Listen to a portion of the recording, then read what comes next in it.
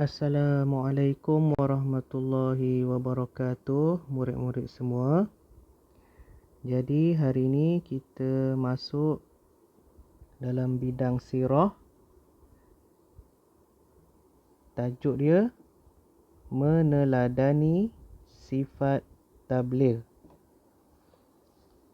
Meneladani bermaksud kita mencontohi sifat tabligh, iaitu sifat tabligh yang ada pada Nabi kita Muhammad sallallahu alaihi wasallam. Okay, first kita kena tahu dulu apa itu sifat tabligh. Okay, kita baca sama-sama. Nombor 1, tabligh bermaksud menyampaikan.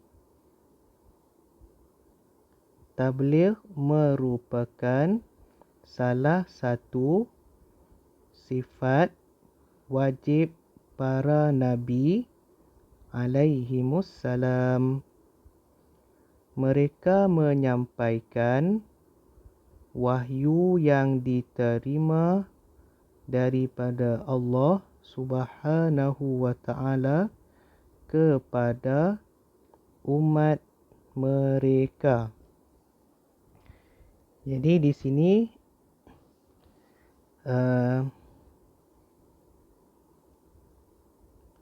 apa yang nak diberitahu, tabligh itu maksud dia menyampaikan. Okey, tabligh ni salah satu sifat wajib yang ada pada para nabi dan rasul. Okey, kalau kita belajar sifat wajib para rasul ini ada 4. Yang pertama siddiq, yang kedua amanah, yang ketiga tabligh, yang keempat fatanah. Jadi sifat tabligh ni adalah sifat yang mesti ada pada para rasul. Okey.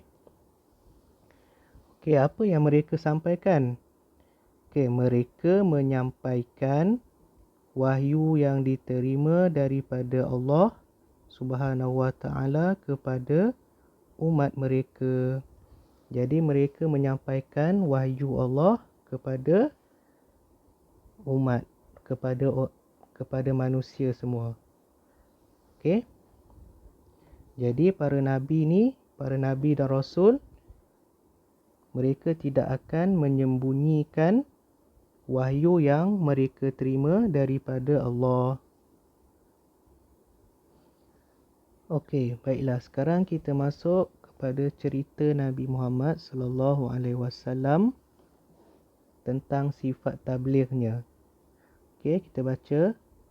Nabi Muhammad sallallahu alaihi wasallam gigih berdakwah, menyampaikan ajaran Islam walaupun menerima tentangan hebat kaum musyrikin. Sebagai umat Islam, kita bertanggungjawab menyampaikan ajaran Islam kepada orang lain. Okey. Jadi Nabi Muhammad sallallahu alaihi wasallam seorang nabi dan rasul yang menerima pelbagai tentangan dan halangan untuk menyebarkan dakwah kepada umatnya. Okey. Walaupun begitu, Nabi Muhammad tetap tidak berputus asa dalam berdakwah kepada umat manusia. Okey. Jadi kita sebagai orang Islam perlu mencontohi sifat tabligh Nabi Muhammad sallallahu alaihi wasallam dengan menyampaikan ajaran Islam kepada orang lain. Okey, seterusnya kita perhatikan gambar berikut. Gambar seorang ayah dan anak perempuan dia. Okey, kita baca dialog dia. Ayah, saya akan beritahu adik tentang sifat tabligh Nabi Muhammad sallallahu alaihi wasallam yang ustaz beritahu tadi. Okey, kemudian ayah dia jawab, bagus Siti, kamu juga meneladani sifat tabligh Nabi Muhammad sallallahu alaihi wasallam dengan menyampaikan ajaran Islam kepada yang lain. Nabi Muhammad sallallahu alaihi wasallam berpesan kepada umatnya, ballighu anni walau ayah. Rawahul Bukhari. Maksudnya, sampaikan daripadaku walaupun sepotong ayat. Riwayat Bukhari. Jadi dalam cerita ini,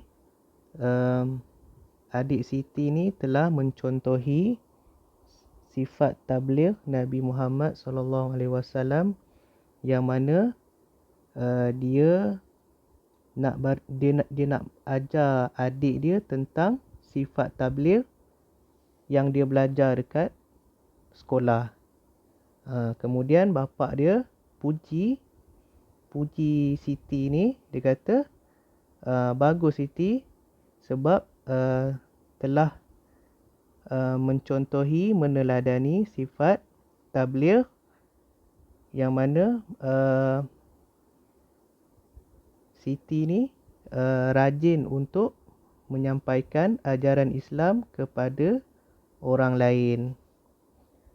Kemudian dibawakan hadis ballighu anni walau ayah, yang mana Nabi kata, sampaikan daripadaku walaupun sepotong ayat. Maknanya kalau walaupun benda tu sikit, kalau kita tahu, kita sampaikan pada orang lain. Okey, jadi Ustaz harap kita semua dapat mengambil pelajaran daripada sifat tabligh, yang mana kalau kita tahu sesuatu ilmu, kita amalkan dan kita sampaikan kepada orang lain. Sekian, setakat itu dahulu. Wabillahi taufik. Assalamualaikum warahmatullahi wabarakatuh.